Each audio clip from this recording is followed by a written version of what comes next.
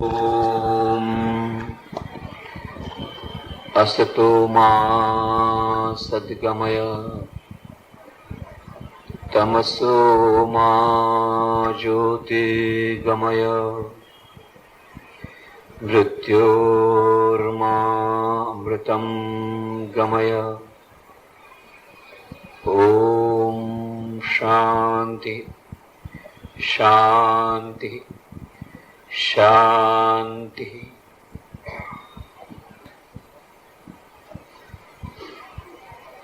आधुनिक मानव, ये आधुनिक युग है, ये विज्ञान और टेक्नोलॉजी का युग है। साइंस और टेक्नोलॉजी में हम लोगों ने बहुत डेवलपमेंट किया और कम्युनिकेशन टेक्नोलॉजी बहुत आगे बढ़ गई, बहुत सुविधाएं हमें मिली हैं। उसके कारण हमारे जीवन में बहुत सारी कंफर्ट्स आई हैं, सुविधाएं आई हैं, परंतु हम देखते हैं कि हमारे जीवन में उन सुख सुविधाओं के साथ साथ जो सुख और शांति आने चाहिए, ये हमारे जीवन में नहीं आए। क्यों ऐसा हुआ? हमें तो और अच्छी सुख और शांति होनी चाहिए थी, जबकि हम लोगों ने इतना डेवलपमेंट कर लिया। साइंस और टेक्नोलॉजी में इतनी सारी सुविधाएं प्राप्त हो गई, परंतु हम देखते उल्टा है। किसी को भी पूछिए आप कैसे हैं, हाउ आर यू, फाइन, बहुत अच्छा। फिर थोड़ा नजदीक जाके पूछिए, अच्छा भाई कोई समस्या तो नहीं है? ओहो, इतनी सारी समस्याएं कंप्यूटर में फिट नहीं होगी। सभी लोगों को समस्या है। किसी को पूछिए, सब टेंशन में, अधिक से अधिक लोग टेंशन में। बहुत कम लोग ऐसे हैं जो मिलेंगे कहेंगे, पहले तो बोलेंगे बहुत अच्छे हैं, परंतु नजदीक जाने पर जब इंटीमेटली बात होगी तब वो बताएंगे समस्याओं का पूरा लिस्ट। सभी के पास समस्याओं का लिस्ट है। मन में शांति बहुत कम लोगों को है। उसके कई कारण हैं। हम लोगों के पास तो बहुत लोग आते रहते हैं, कई लोग अपनी समस्या लेकर के आते रहते हैं, तो उसमें सभी लोग हैं। बूढ़े लोग तो टेंशन में ही है। क्यों? कब घर के लोग उनको निकाल देंगे और ओल्ड एज होम में डाल देंगे पता नहीं। इनसिक्योरिटी, फीलिंग ऑफ इनसिक्योरिटी, असुरक्षा का भाव है। और जो फैमिली का, परिवार का मुख्य सदस्य है, वो भी टेंशन में है। क्यों? पता नहीं कब वीआरएस मिल जाए। वीआरएस का मतलब होता है वॉलंटरी रिटायरमेंट स्कीम, माने स्वेच्छा से त्याग। परंतु वॉलंटरी रिटायरमेंट स्कीम कंपलसरी कर दिया आजकल कि वॉलंटरी रिटायरमेंट जल्दी ले लो, नहीं तो बाद में जो मिलता है वो भी नहीं मिलेगा। तो ये एक प्रकार से वो कंपलसरी, कब से वॉलंटरी रिटायरमेंट कब कंपलसरी आ जाएगा पता नहीं। तो उसका डर है, उसका टेंशन है। और पत्नी को तो बहुत ज्यादा टेंशन है। क्यों? घर का मैनेजमेंट करना है, पूरा घर का मैनेजमेंट। महंगाई बढ़ गई, सब्जी के दाम बढ़ गए, सब्जी मिलती नहीं है, मिलती है तो बहुत दूर मिलती है, उसको लाना फिर वो कॉस्टली हो गई। महंगाई, फाइनेंशियल मैनेजमेंट करो, हस्बैंड का मैनेजमेंट करो, सास का मैनेजमेंट करो, बच्चों का मैनेजमेंट बहुत दुर्भर, घर का मैनेजमेंट, ये सब करके वो टेंशन में है। बच्चे पढ़ने वाले 12 साइंस में हो तो बात ही क्या है, एकदम टेंशन में। पूरा का पूरा परिवार टेंशन में। 12 साइंस का स्टूडेंट है भाई, स्कूल जाना है अटेंडेंस देने के लिए, और फिर असली पढ़ने के लिए जाना है ट्यूशन में और कोचिंग क्लास में। टाइम ही नहीं है, एकदम टेंशन में। और 12 साइंस में आने के पहले 11th में आने के बाद साथ साथ घर में दूसरे लोगों को ज्यादा टेंशन होता है विद्यार्थी को छोड़कर, तो वो तो टेंशन में है। परीक्षा का टेंशन, क्या 12 साइंस में परसेंट मिलेगा कि नहीं, फिर बाद में एडमिशन का टेंशन, एडमिशन मिलेगा कि नहीं, एडमिशन हो गया तो बाद में पास होगा कि नहीं, पास हो गए तो बाद में नौकरी मिलेगी कि नहीं। एक के बाद एक टेंशन ही टेंशन है। टेंशन से कोई मुक्ति नहीं है। इतनी छोटी सी बच्ची, उसको पूछा कैसी हो, बोले टेंशन में हो। अरे इतनी छोटी सी बच्ची बोले मैं टेंशन में हूं, क्या हो गया? नहीं, मैं अभी सीनियर केजी में हूं, पिछले साल जूनियर केजी में थी तो परीक्षा में मेरा पहला नंबर आया, अब इस बार फिर मम्मी ने कहा इस बार भी पहला नंबर लाना है, इसलिए बहुत टेंशन में हूं सीनियर केजी में फर्स्ट नंबर आएगा कि नहीं। छोटी सी बच्ची, वो भी टेंशन में, सभी टेंशन में। ये टेंशन का युग आ गया, सभी के मन में अशांति। तो इस ओर हमारी कम्युनिकेशन टेक्नोलॉजी बहुत आगे बढ़ गई। एकदम मंगल ग्रह पे जाने के बाद चंद्रमा पर चले गए, एकदम उड़ना शुरू कर दिया आकाश में, अवकाश यान भेज रहे हैं, नासा ने भेज भी दिया, वापस भी आ रहा है, अवकाश यान भेज रहे हैं, और समुद्र के इधर भीतर में बहुत बड़ी बड़ी सबमरीन जा रही है। पृथ्वी पर तो ट्रेनें चल रही है 500 किलोमीटर पर आवर की स्पीड से, हवाई जहाज चल रहे सुपरसोनिक स्पीड से, बहुत हवा में चलना शुरू कर दिया, गोता लगाना समुद्र में लगाना शुरू कर दिया। पर एक विद्वान ने कहा आधुनिक मानव ने यह सब सीखा, पर पृथ्वी पर मनुष्य के समान चलना नहीं सीखा। प्रेम से कैसे रह सकते हैं वो रहना नहीं सीखा। पृथ्वी पर कैसे रहना, पृथ्वी पर कैसे चलना वो नहीं सीखा, उड़ना शुरू किया। ये आधुनिक मानव की विडंबना है। और कम्युनिकेशन टेक्नोलॉजी एकदम आगे बढ़ गई। आप सोफा पर बैठे बैठे हजारों मील दूर ISD आ गया, इंटरनेट आ गया, वेबसाइट के द्वारा आप सब कुछ खोल लीजिए, पूरा का पूरा दुनिया का ज्ञान आपके, पूरा का दुनिया का ज्ञान आपके कमरे में आ गया। कम्युनिकेशन टेक्नोलॉजी बहुत क्विक, एक सेकंड में आपको पूरे विश्व की खबरें मिल जाती है, टीवी चैनल के द्वारा, इंटरनेट के द्वारा। बहुत कम्युनिकेशन टेक्नोलॉजी बहुत आगे बढ़ गई। सोफा पर बैठे बैठे अपने किसी मित्र को जो हजारों मील दूर है, न्यूयॉर्क, लंदन, आप ISD के द्वारा बात कर सकते हैं। बहुत अच्छी आवाज आती है। पहले के जमाने, पहले के समय में तो यहां से ट्रंक कॉल कीजिए बड़ौदा से बॉम्बे, तो बहुत चिल्लाना पड़ता था ट्रंक कॉल करने पर अब ऐसी आवाज सुनाई दे रही, मान लो सामने सामने बात हो रही। क्यों? सैटेलाइट के द्वारा कम्युनिकेशन हो रहा है, तो बहुत अच्छे से आप बात कर सकते हैं। सोफा पर बैठे बैठे अपनी किसी मित्र को जो हजारों मील दूर है, अच्छी तरह कम्युनिकेशन हो सकता है। पर विडंबना यह है कि सोफा के बाजू में बैठी पत्नी के साथ 6 महीने से कोई कम्युनिकेशन नहीं, पति पत्नी के बीच कोई कम्युनिकेशन नहीं, हस्बैंड वाइफ के बीच में, सास बहू के बीच में। और सास बहू की बात तो पुरानी होगी, अभी बेटी और मां के बीच में नहीं बनता है। जनरेशन गैप ऐसी हो गई, मां और बेटी के बीच में झगड़ा होता रहता है। और ये नया एडिशनल, अभी नए जमाने के दिन जनरेशन गैप, ये कम्युनिकेशन इधर तो बढ़ गया और इधर ये कम हो गया। भौतिक दूरी कम हो गई और मानसिक दूरी बढ़ गई। मनुष्य मनुष्य के बीच का अंतर बढ़ गया। कुछ वर्षों पूर्व मैं आया था बड़ौदा में, उस समय मैं राजकोट में था, पोरबंदर में नहीं था, पोरबंदर में था, उसके पहले राजकोट में था। तो यहां पर आया था व्याख्यान देने के लिए किसी कार्यक्रम में।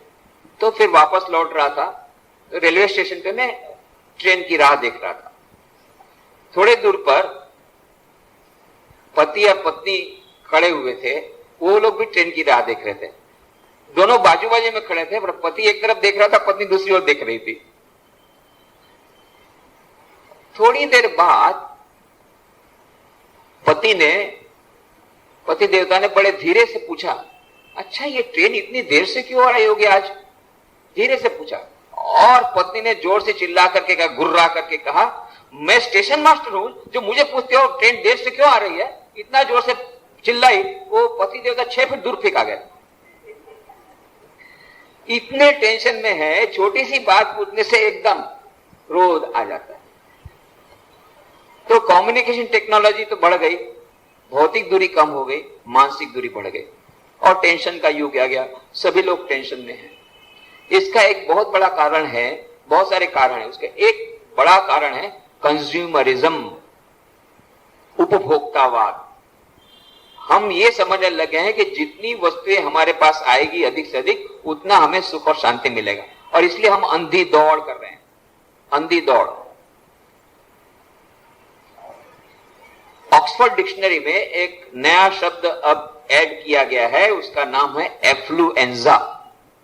इन्फ्लुएंजा तो हम लोग जानते हैं, कभी कभी होता भी है, बुखार आता है, पर यह है एफ्लुएंजा।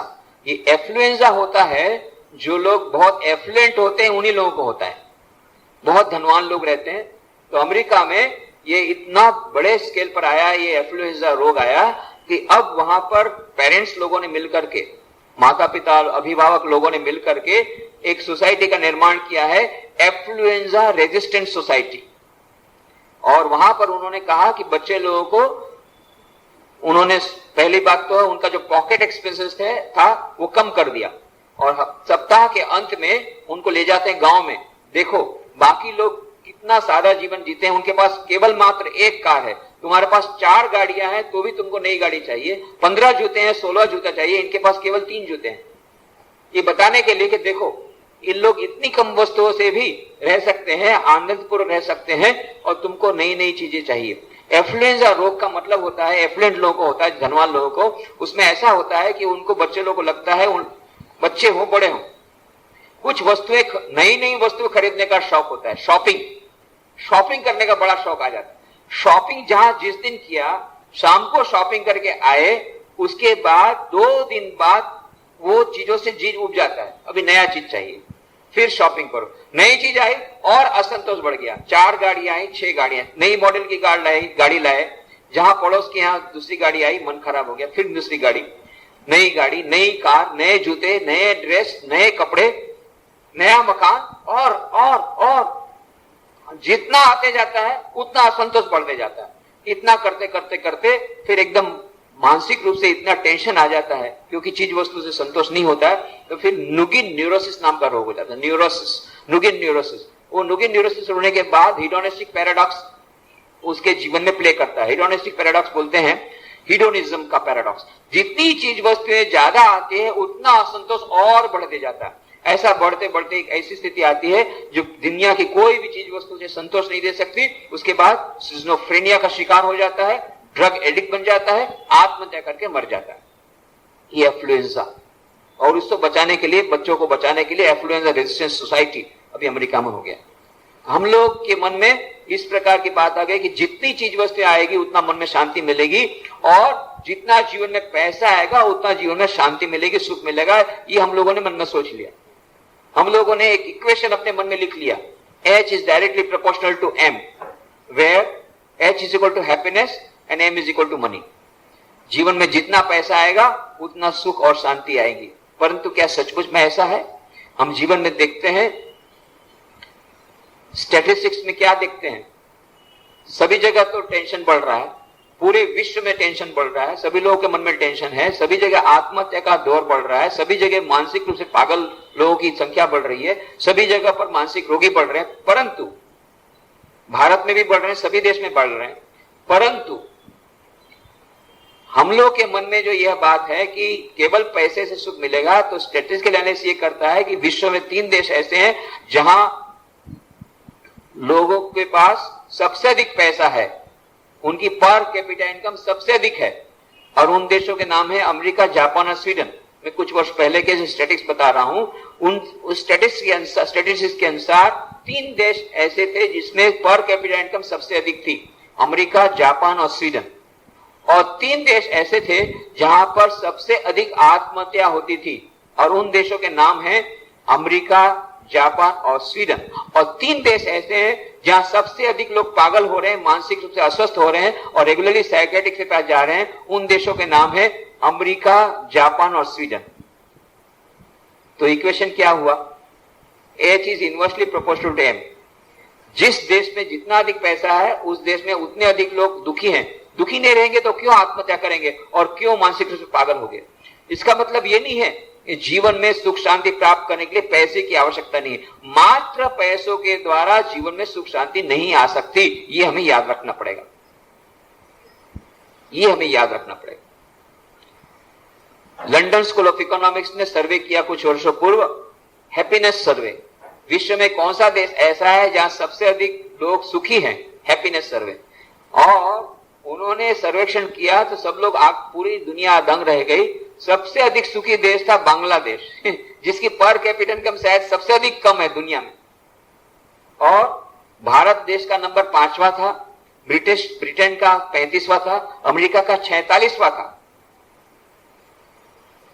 तो सुखी, केवल पैसे से भी सुखी रहते तो अमेरिका सबसे सुखी देश रहता, परंतु नहीं, वहां सबसे अधिक आत्महत्या बढ़ रही है, उस आत्महत्या का दौर बढ़ रहा है।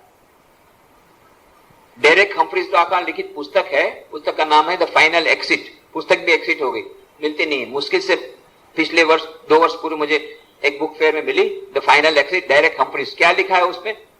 हाउ टू कमिट सुसाइड, आत्महत्या कैसे करना, उसके उपाय बताए, बहुत बिक रही है। जापान की बेस्ट सेलर किताब का नाम है the complete manual on committing suicide, आत्महत्या करने की संपूर्ण मार्गदर्शिका।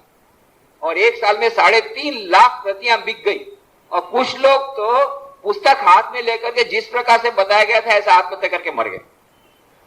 फ्रांस की बेस्ट सेलर किताब का नाम suicide users manual, France. Australia में प्रति वर्ष 1.5 लाख लोग आत्महत्या कर रहे हैं। सो कॉल्ड डेवलप्ड कंट्रीज, जो विकसित देश जिसको हम मानते हैं, जहां पर कैपिटल इनकम सबसे अधिक है, जहां पैसा बहुत अधिक है, वहां पर ये आत्महत्या का दौर अधिक है। तो हमारे मन से ये इक्वेशन निकाल देना पड़ेगा, H is directly proportional to M. इसका मतलब ये नहीं कि हम आर्थिक विकास नहीं करेंगे, इसका मतलब ये नहीं कि हम पैसा कमाने का काम नहीं करेंगे, इसका मतलब ये नहीं कि हमारी स्टैंडर्ड ऑफ लिविंग हम नहीं बढ़ाएंगे।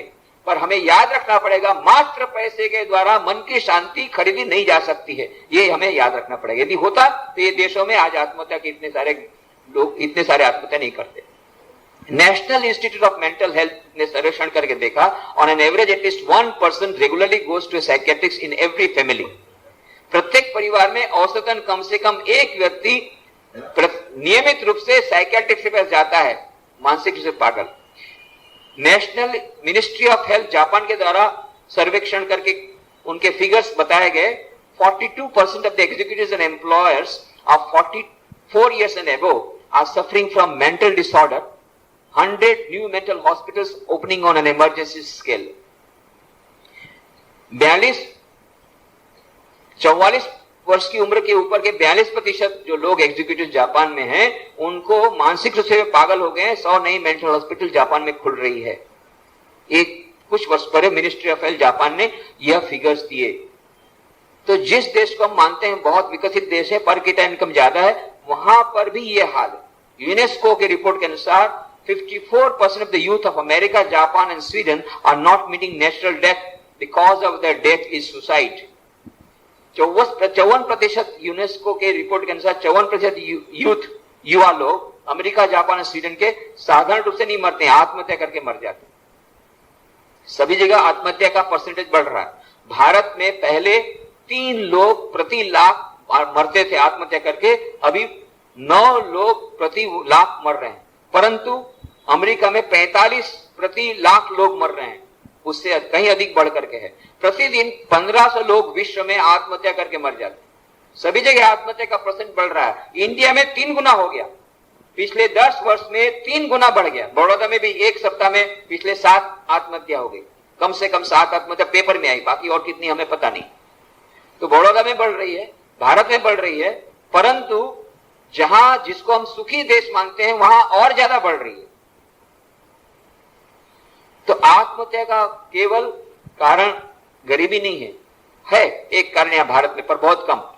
ज्यादा बहुत सारे कारण हैं। रिलेशनशिप्स, संबंधों का जो विच्छेद हो जाता है, मन में अशांति जो आ जाती है, जो परिवार में झगड़े होते हैं और फ्रस्ट्रेशन आ जाता है।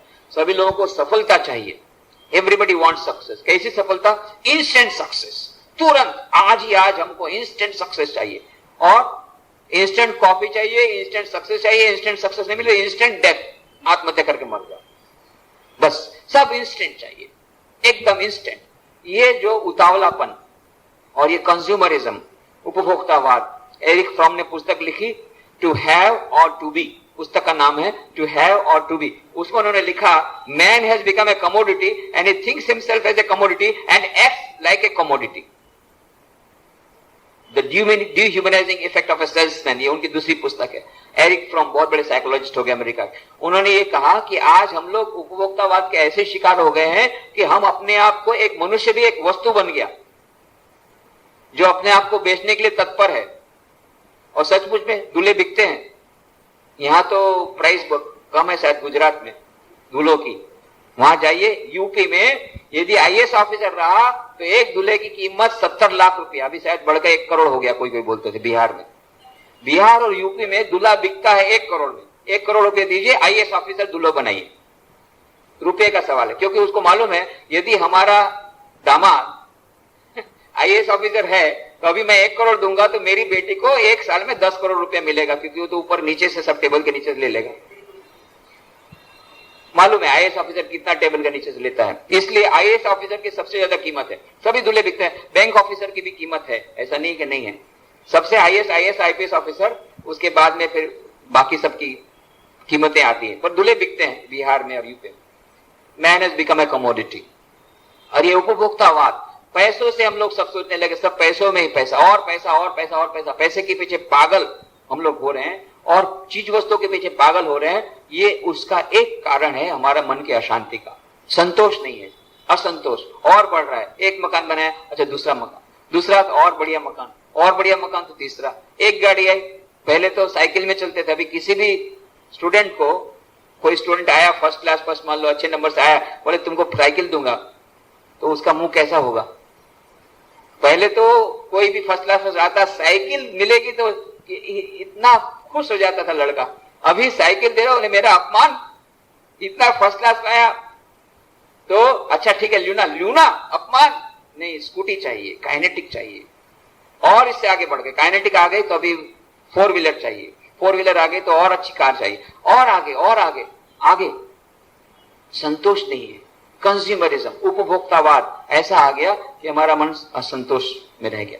तो हमें हमारे जीवन के उद्देश्य को हम भूल गए, हम भटक गए।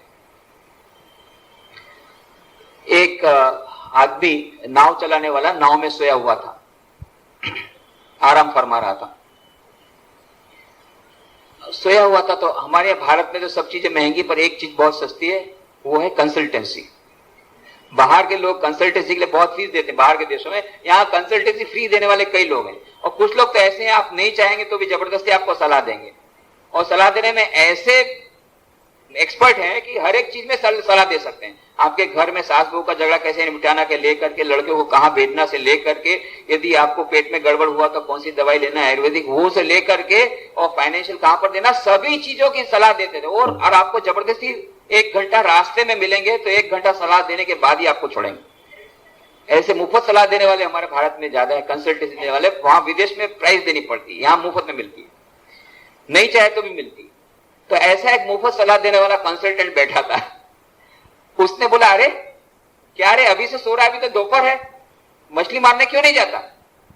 तो उसने सोए सोए जवाब दिया, नाविक ने, वो मछली मारने वाले, बाबूजी बात ऐसी है कि आज सुबह सुबह मैं मछली मार रहा था, इतनी बड़ी मछली आ गई जाल में, और उसको बेचा तो मुझे बहुत अच्छा पैसा मिल गया, तो मेरे सारे दिन में खाने के लिए मुझे जितना पैसा चाहिए मिल गया, मेरा कोटा खत्म हो गया, तो मैं आराम फरमा रहा हूं। उसने कहा अरे क्या रे, इसमें भी कोई कोटा सिस्टम होता है क्या रे, और जा और मछली मार, अभी तो सारा दिन बाकी है। अरे करूंगा क्या, उसके बेच के पैसा मिलेगा, पैसे का करूंगा क्या, पैसा तो मेरे को जो चाहिए मिल गया, जितना चाहिए था मैंने पैसा मिल गया, और एक्स्ट्रा पैसा क्या करूंगा? अरे बचा के रखना, कभी इससे बचा के रखो, बचा के रख के क्या करूंगा? अरे बचाते जाना, फिर जमा करते जाना, फिर ज्यादा पैसा हो जाएगा तो उसके बाद में एक बड़ी नाव खरीद लेना, इससे बड़ी नाव खरीदेगा तो समुद्र में और गहरे तक जा सकेगा, और गहरे तक जाएगा तो और बड़ी बड़ी मछलियां मिलेगी, और बड़ी मछलियां मिलेगी तो और पैसा मिलेगा, पर वो पैसे का करूंगा क्या, उसको भी जमा करना। ऐसा करते करते करते जब तेरे पास बहुत पैसा जमा हो जाएगा तो मेरे पास आना, मेरे पास हर एक कंपनी के शेयर मार्केट के रेट लिखे हुए हैं, मैं फिर तुझे बताऊंगा कैसे इन्वेस्ट करना।